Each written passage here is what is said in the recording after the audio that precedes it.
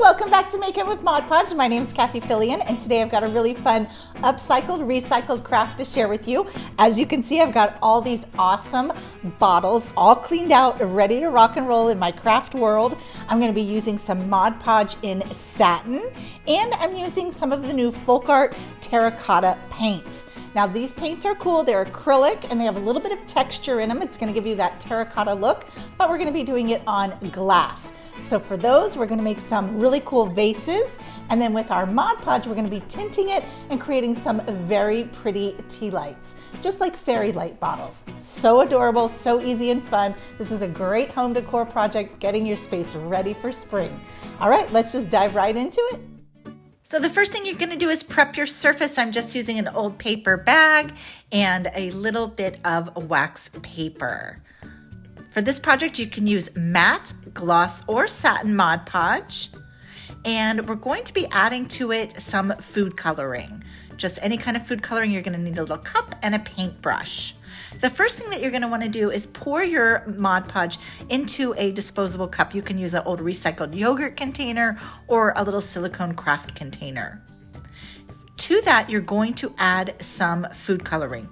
You want to start with 1 drop or a very small amount. Then you're just going to blend the food coloring with the Mod Podge. You can see how bright green this is, but it's going to dry much lighter than this. Now to this mix, I want to add a little brown just to tone it down and give it more of a natural hue. So I'm adding a little bit of tan food coloring. You can mix your own colors just by mixing and matching your food coloring colors. Now I'm going to blend this together and you will see how it takes it down and turns it a little lighter. Then you're just going to brush it onto your glass surface. Now this glass surface I have prepped by wiping it clean with alcohol first. And you'll just brush that on in nice even brush strokes. Then you'll let that dry. And once it's dry, you can decide if you want to do a second coat. A second coat will make a deeper color. If you keep it how it is, it'll be your lightest color. Then you can add some fairy lights. Look how cute these fairy lights look.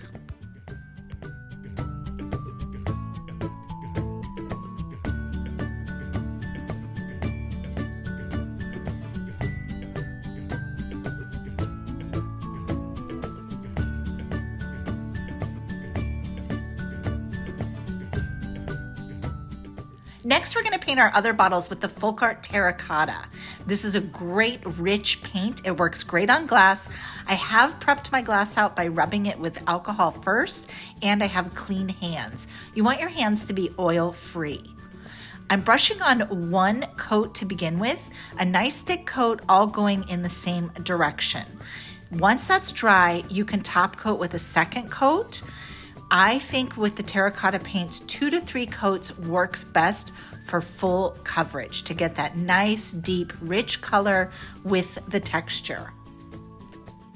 Look how beautiful all these different colors look together. The matte of the terracotta and the Mod Podge tinted bottles together.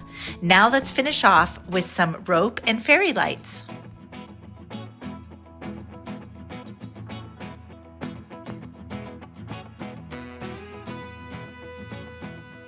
These cork lights are so fun for upcycled bottles. You can find them at craft stores and at online retailers.